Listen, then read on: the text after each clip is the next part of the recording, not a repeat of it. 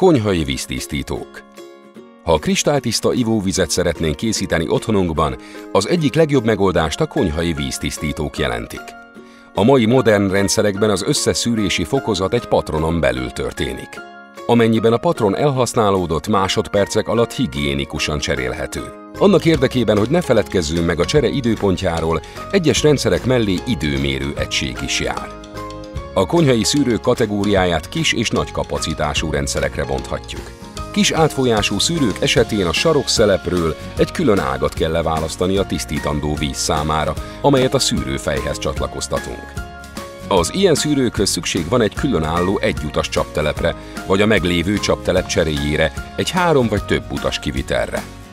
Ilyen szűrőrendszerek esetében a tisztított víz alacsony átfolyási és kis kapacitása miatt csak ivásra és főzésre alkalmas.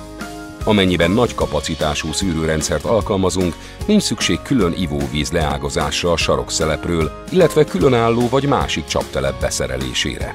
Ennél a megoldásnál a sarokszelepről közvetlenül a szűrőbe, majd a már meglévő csaptelepünkre tudunk csatlakozni, így teljes konyhai vízkiszolgálás érhető el.